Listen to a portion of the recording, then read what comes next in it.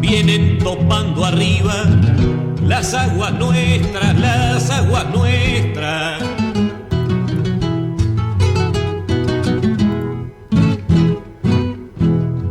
Veinte de guerra vienen con sus banderas, con sus banderas. Bueno, vamos a hablar de esto que se viene, que es el Día de la Soberanía Nacional. Se celebra este 20 de noviembre, tenemos fin de semana largo, ustedes saben, tiene que ver con lo turístico.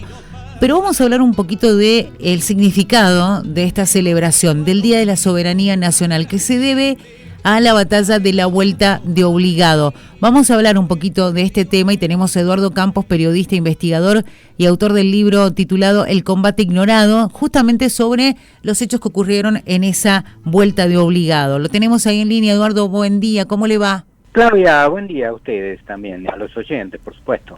Bueno, un placer poder hablar de esto, ¿no? De lo que significa este Día de la Soberanía y sobre todo lo que significa la Vuelta de Obligado, ¿no? ¿Cuánto se sabe? Se sabe poco, hay que aprender un poquito más, hay que enseñar un poquito más sobre este tema. Sí, por supuesto, todo ayuda en estos casos.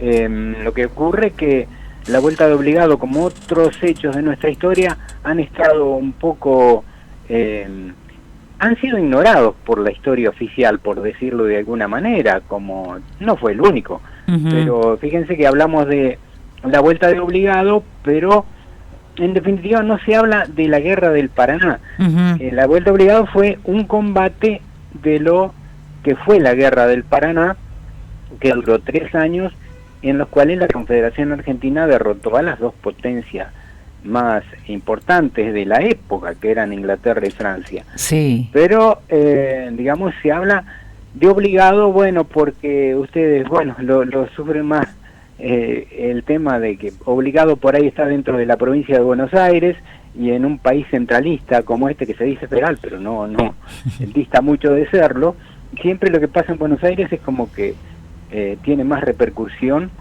que una batalla como Angostura del Quebracho, dentro de esta guerra que fue donde Argentina terminó derrotando, ¿no? Las fuerzas de Mansilla terminaron derrotando a los anglo-franceses.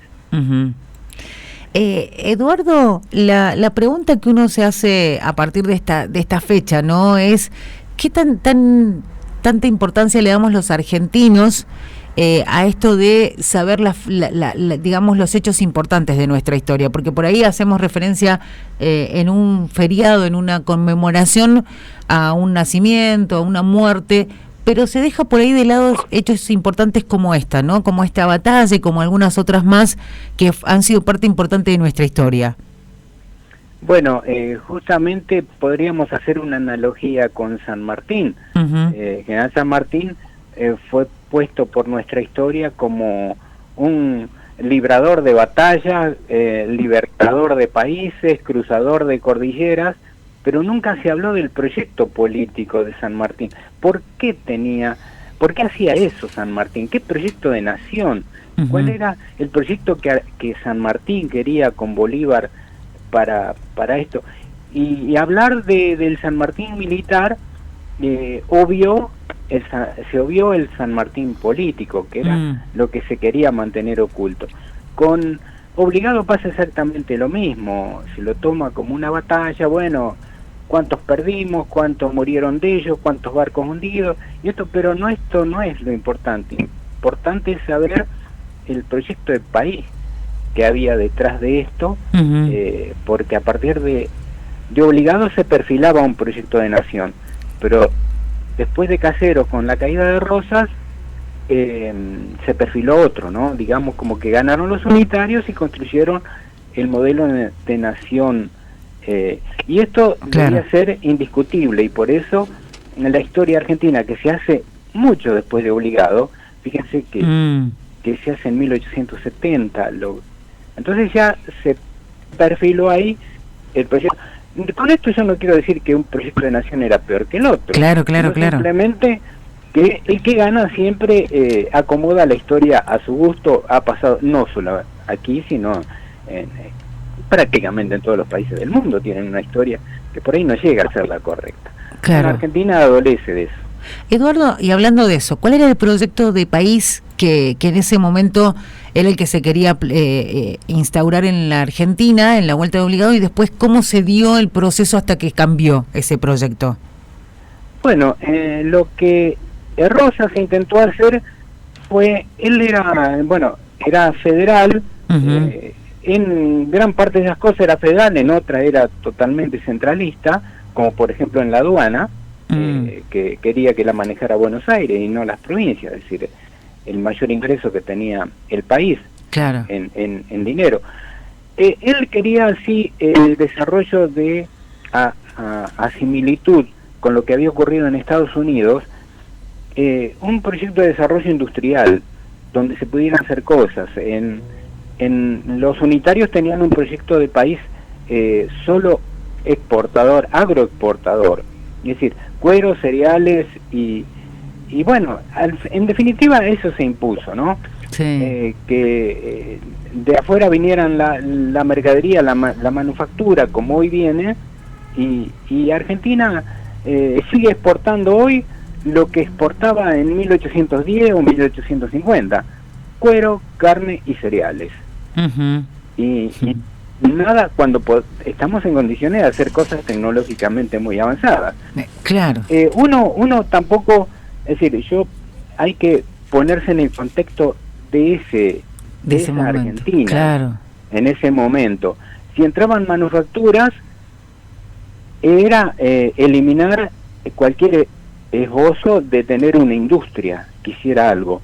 Hoy es impensable, porque hoy sí hay que abrir un poco, digamos, no todo, porque hemos tenido exageraciones también en ese sentido, pero uno no puede negarse a comerciar con otros países y significa intercambiar mercaderías, manufactura, producción. Pero en esa época que no se abortaba la única forma de tener una nación industrial también, además de aprovechar toda la riqueza agrícola que teníamos. Se me ocurre pensar, digo, haciendo referencia a lo que usted decía, en algunas cosas, digo, pasaron un montón de años y todavía no ampliamos eso, ¿no? No, en absoluto, en absoluto. Ustedes ven que se hacen cosas, se desarrolla tecnológicamente el país, pero cada 15 años nos pasa algo. Nos pasa algo que nos borra la industria y lo único que logramos seguir produciendo es lo agrícola. Lo no mismo de hace 200 años atrás. Lo mismo, pero que no está mal, porque debemos hacerlo, pero la industria tiene que ser complementaria en un país. Es decir, nosotros no podemos seguir enviando cereal sin ponerle valor agregado, sin desarrollarlo, porque al final tenemos que comprar esos productos afuera, de la materia prima que hacemos aquí. Tal cual. Es una cosa ridícula y que se nos va un montón de dinero en eso. Eduardo, ¿qué fue lo que pasó en la Vuelta de Obligado y por qué pasó en ese lugar? Bueno, en la Vuelta de Obligado se formó un convoy, los anglofranceses y los unitarios de Montevideo formaron un convoy comercial, que era una empresa comercial, ¿no?, para llevar las manufacturas a Corrientes y a Asunción, y bueno, pero para hacerlo tenían que violar la soberanía de un río, que era el río Paraná. Rosas no lo permitía. Entonces, bueno, se armó el convoy, pero con una fuerte escolta militar, con buques británicos y franceses de guerra. Y bueno, salió el convoy.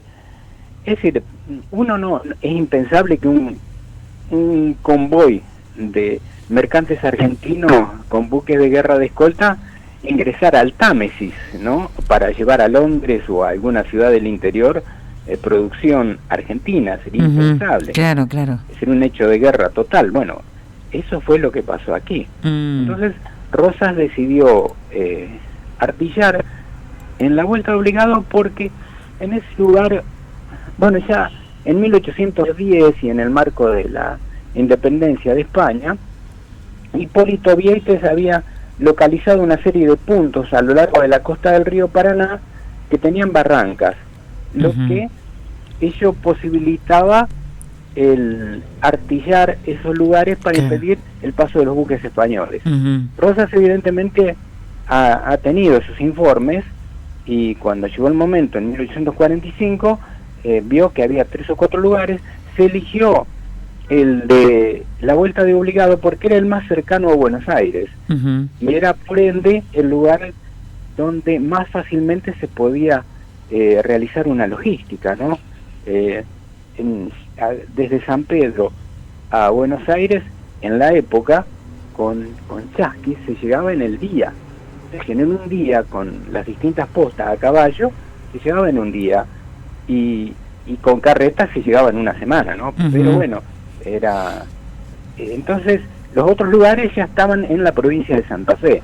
Y Rosas dudaba también de la fidelidad que le podían observar el gobierno de Santa Fe, ¿no? Entonces por eso dijo, no, vamos a hacerlo dentro del territorio de la provincia de Buenos Aires, y se eligió Obligado. Tal cual. Bueno, un repaso así rapidito, ¿no?, de lo que significa esta Vuelta de Obligado, la batalla de la Vuelta de Obligado, como para que tenerlo bien presente, el significado del 20 de noviembre. Una cortita porque estamos ya sobre la hora, Eduardo. En realidad dos le voy a hacer. Le voy a hacer 2 preguntas. Primero, tenemos que mejorar el calendario histórico de la Argentina. Digo esto, no necesariamente poner un feriado, pero digo, repasar fechas importantes y que lo tengamos bien presentes nosotros como ciudadanos y por ahí en el ámbito escolar. Sí, por supuesto. Y sobre todo el verdadero significado, es decir, el no estar con una batalla descolgada, como estudiamos en la escuela, que uno dice Sipe, dice Huaki, dice Vuelta Obligado, pero eso, bueno, sí, son todos combates, pero no dicen nada por sí solo. Claro. Son compartimientos estancos. Tenemos que empezar a unir todo eso. Esa cronología histórica, ¿no?, que hay que repasar. Claro, sí, totalmente, pero en el marco darle un contexto. Claro. ¿Por qué se producía? No es interesante quién ganó, quién perdió en cada una de las batallas, sino qué era lo qué es lo que estaba pasando, ahí. Tal cual. Claro. Y Eduardo, la última, cada vez que hay elecciones o cada vez que hay un hecho, digamos, una medida de gobierno que molesta, dicen, ay, los que hicieron la patria o los que hicieron la Argentina seguramente ven esta situación y realmente volverían a querer morirse, por decirlo de alguna manera, lo interpretan así, quieren volver a la tumba. ¿Es así? ¿Sería así? Bueno, depende de quién lo diga y de qué lugar se pare, ¿no? Porque lo que hoy vemos como grieta también existió en ese momento. Es decir, había 2 proyectos de país, de acuerdo a donde uno se paraba, luchaba, y que no está mal luchar por un proyecto de país, aunque por ahí del otro lado se piense que no es lo correcto. Tal pero bueno, cual. Es así, es un libre juego, ¿no? Sin duda. Por eso muchas veces, y a los próceres sobre todo se los hace decir, imaginen Sarmiento, una persona brillante y contradictoria. Uno va a encontrar en Sarmiento cosas que le van a gustar y otras que va a despreciar profundamente. Sí. Bueno, pero estaban en esa persona contenidas. Entonces tenemos que agarrar a un Sarmiento en forma total, porque si agarramos un aspecto, no lo vamos a comprender en su totalidad. Tal cual. Eduardo, un placer poder hablar con usted. Realmente ha sido un gusto. No, por favor, el gusto ha sido mío. Un abrazo grande. Bueno, que tengan un feliz día. Hasta luego. Un día de la soberanía. De la soberanía nacional, tal cual. Gracias, Eduardo, un abrazo. Gracias. Hasta luego. Eduardo Campos, periodista, investigador, autor del libro titulado El combate ignorado sobre los hechos ocurridos en la batalla de la Vuelta de Obligado.